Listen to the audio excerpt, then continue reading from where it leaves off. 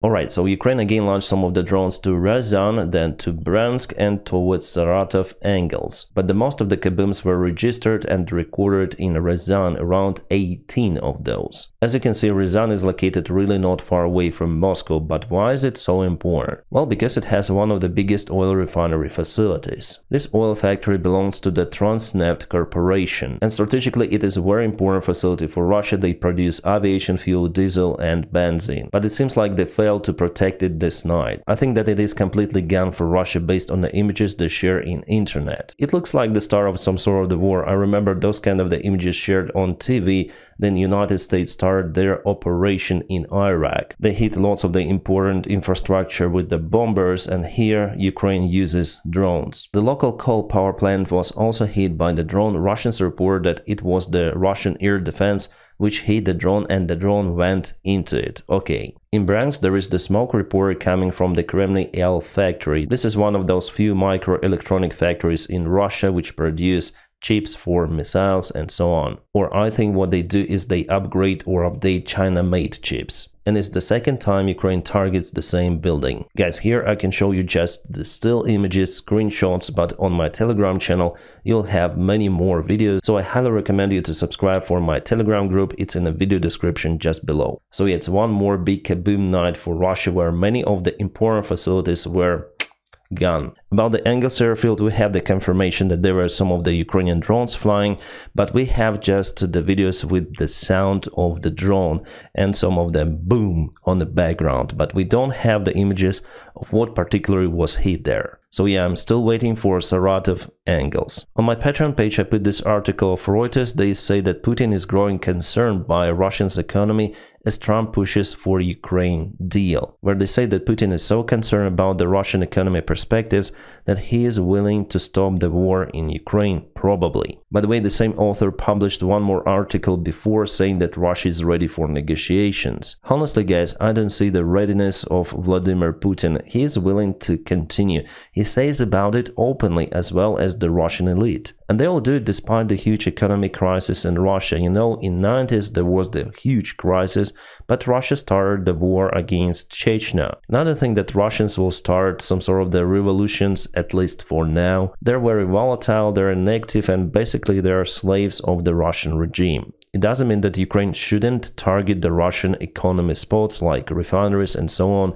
It is the huge influence on the Russian economy, and Putin will struggle with that, but nevertheless he is oriented to continue the war. We see it everywhere. At the same time, Putin admits that Russian inflation is an alarming signal and the economy is in overheating. He said about it 1 month ago, and 2 days ago he repeated this statement, also adding that the forecast of the Russian inflation is far lower than it actually is, so it's growing and growing. Plus, Donald Trump in his statement told Putin that he has huge problems in the Russian economy. So with those struggles in the Russian economy and with the Ukraine hitting the Russian logistics, Russia cannot afford to attack on the front lines with the same pace as they do right now. Plus, Russia lost most of their tanks since the beginning of the full-scale war. Their stockpiles are fading away. By the way, it's the interesting picture. It's the T-90 tank among T-62 tanks. What it's doing there?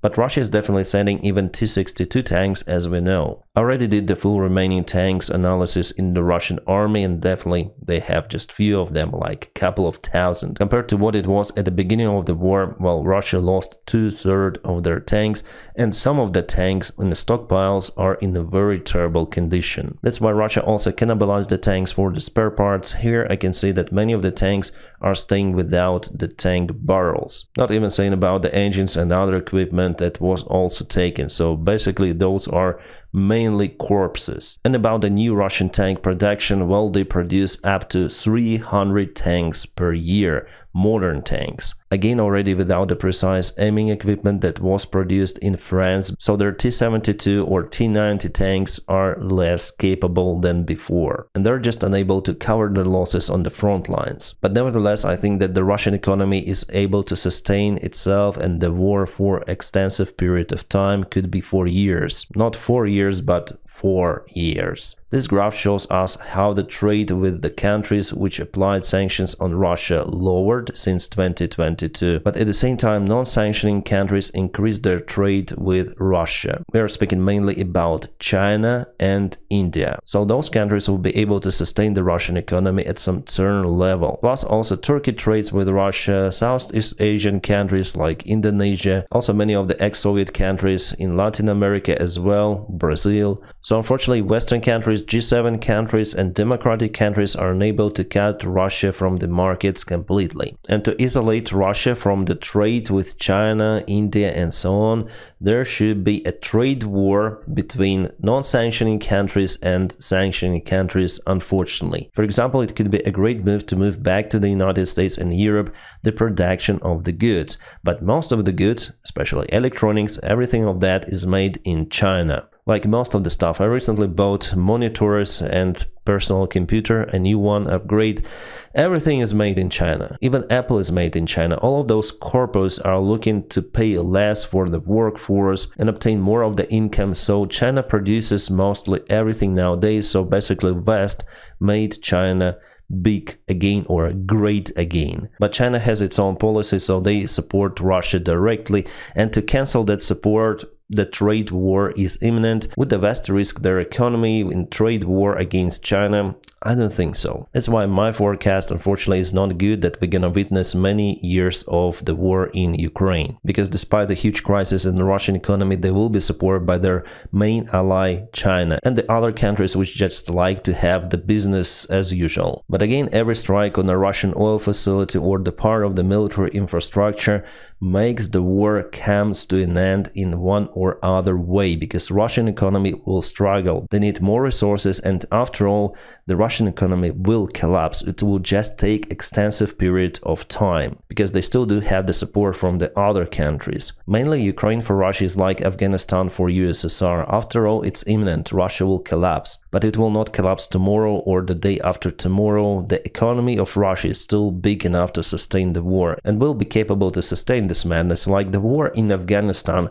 was for long 10 years, and the Soviet Union was way more powerful, but still Russia has a bigger economy than Ukraine. So it's important to keep Ukraine supported by Western allies with military and other ways, because unfortunately guys, the war will not be over this year and it will not be over the next one. Donald Trump went online in the World Economic Forum, which is ongoing in Davos, and he said that they will work with China to stop the war in Ukraine. So China should influence Russia to stop, because Russia, as we know, is really dependent on China nowadays. But honestly guys, the chances to make a deal with China on Russia, they are very, very low. It would be awesome to tell China do not support Russia, otherwise you'll have tariffs, sanctions and so on. But I don't think that the United States are really capable to do it right now. Otherwise you'll have the huge crisis in the United States if you block all of the products from China. But you know guys, after all, I see quite a good steps from the Donald Trump's team towards Ukraine. So Ukraine continue to receive the military support from the United States. All of the previous contracts are working, even though Donald Trump actually has the right to stop everything of that. Also, Donald Trump says about the Saudi and the oil prices. If the price came down, the Russia-Ukraine war would end immediately. Right now, the price is high enough that that war will continue. You got to bring down the oil price. You got to end that war. They should have done it long ago. They're very responsible, actually, to a certain extent for what's taking place. Millions of lives are being lost. And I'm also going to ask Saudi Arabia and OPEC to bring down the cost of oil. You got to bring it down. That's what I like in the new White House administration, so they like to pump more oil, which is great. So Russia is actually facing the same stuff as Soviet Union did in 80s. A big and useless war which destroys the Russian economy, plus lowering the oil prices. I hope that Trump will manage to do it, to lower the prices. And you see that even after his statement about the oil prices, they went down for more than $1. Great. About the sanctions on the Russian oil tanker shuttle fleet, well, this solution was temporary, or is temporary, because they always find out the way how to deliver the Russian oil to China or India, unfortunately. What Russia does now with its tankers, it starts to refill the oil more to the foreign tankers, which are not sanctioned. It is happening happening in Mediterranean, not far away from Turkey, Greece and Italy. It happens in international waters, so it's hard to regulate it. But if you check out the origin, the main oil hub for Russia is Russian Novorossiysk port. And here Ukraine should obtain the capabilities to eliminate this export of the Russian oil. Yes, Novorossiysk port is within the drone range, but still the drones are not that powerful. So Ukraine should have some sort of the long-range system. And if Ukraine eliminates the supplies for the Russian oil, it would be also profitable for Saudi Arabia, for United States, yeah, in a way also for Iran, because they may supply more oil to China, for example. But Russia still possesses more threat to the world compared to Iran, because they have nukes, they have more powerful economy. And really they started the full-scale war, so it's the main threat. Donald Trump already announced that Saudi Arabia is going to invest to the United States economy $600 billion.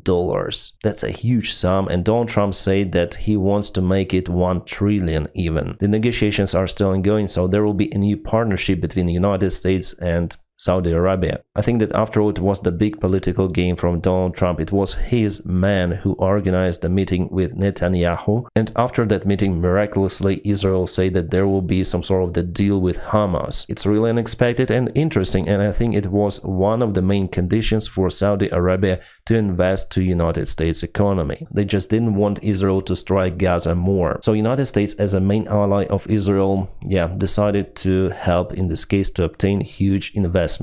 But we'll see how this peace deal will continue. By the way, Israel is promised to receive lots of the ammunition from the United States after the peace deal will start to work fully. Yeah, the previous White House administration said that it was their move, Trump said that it was him, but after all, I think it was Donald Trump. Well, not he particularly, but the part of his team. There was the special meeting with Netanyahu, and if you want to know more about the story, probably I'm gonna film one more video about it. It's the separate topic. It's not about Ukraine, but it touches Ukraine. By the way, Netanyahu stepped in to protect Elon Musk against bullying in internet. Yeah, you probably know the famous heart to the Mars gesture of Elon Musk. So Elon Musk is being falsely smeared. Elon is a great friend of Israel. He visited Israel after October the 7th. He has since repeatedly and forcefully supported Israel's right to defend itself. I thank him for this, so Elon Musk replied, "Thank you." And honestly, guys, just look at this guy.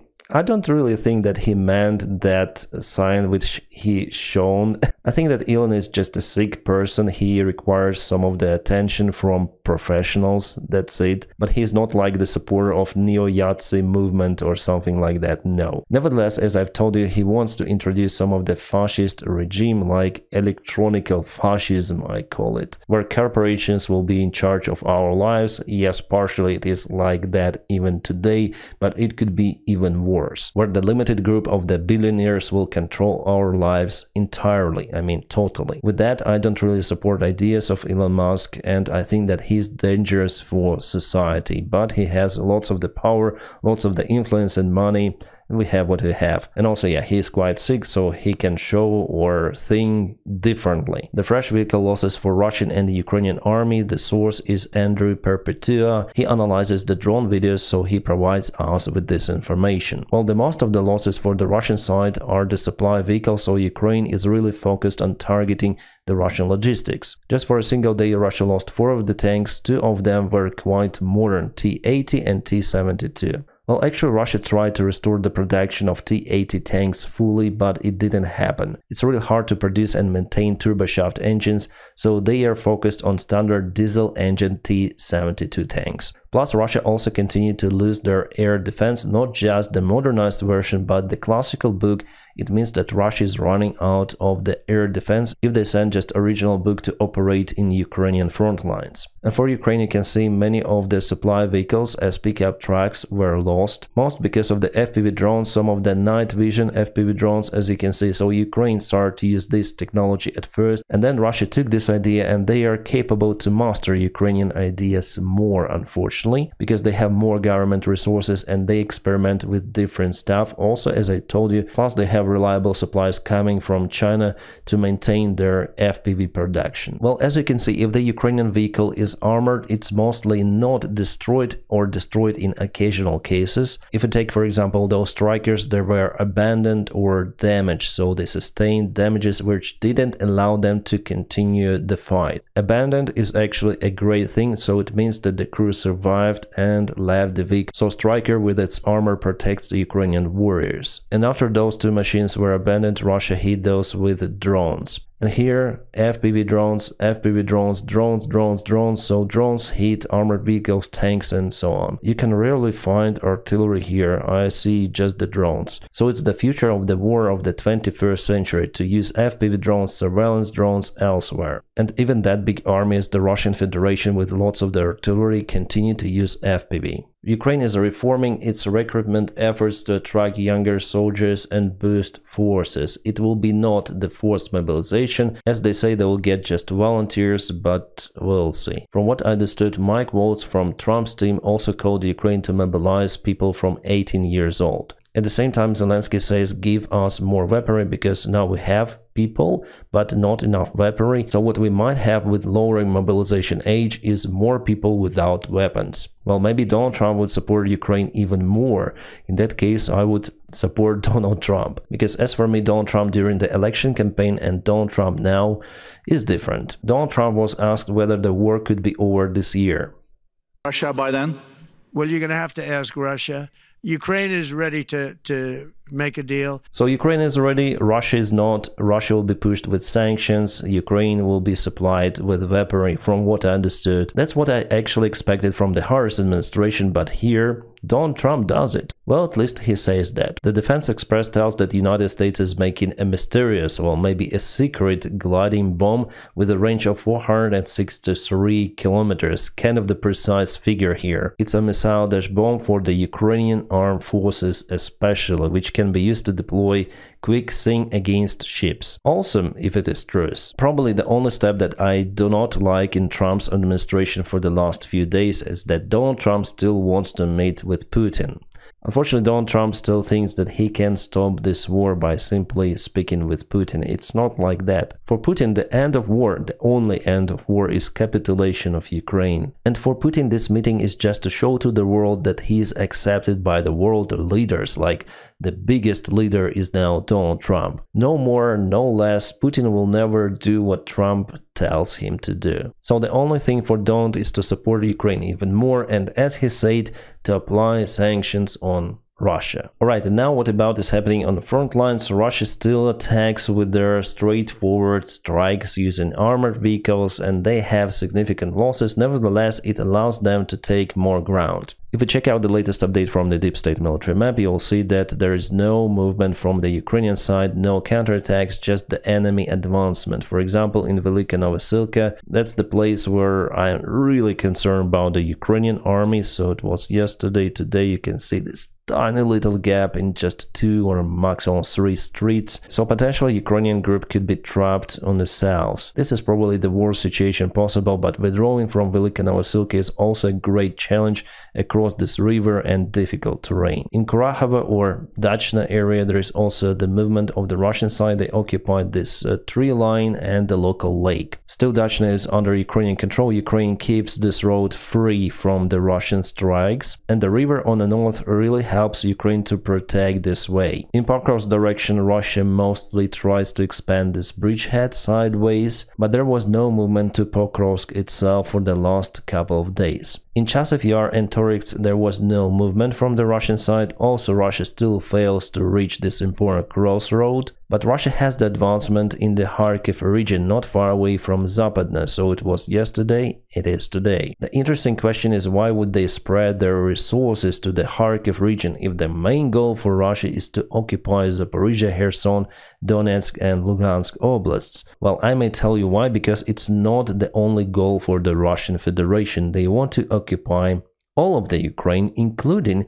Kharkiv Oblast. So they started this attack on the north, and now they moved towards the Kharkiv region even more. Then they require their supplies, their soldiers and resources, not here but in Donetsk Oblast, if they want to really take it. So the aim for Russia in Ukraine is way more global. As you know, Russians also crossed this river in Terny, and they were spotted even in Kolodezi. We have the report from the local Ukrainian commander about the Russian sabotage group. It means one thing, that the defense of this region is not really nice. So potentially Russians do have the chance to advance to Liman and after that to Slaviansk, but it's the worst case scenario. There was also the attack attempt of the Russian Federation towards Malaya Loknia, but the result of it is yet to be confirmed. In general, about the front lines, I see in reports that Russia uses less artillery systems, but the chief of the Ukrainian intelligence Davydov said that Russia plans to get more of the artillery systems from North Korea this winter. Also more artillery shells and even ballistic missiles.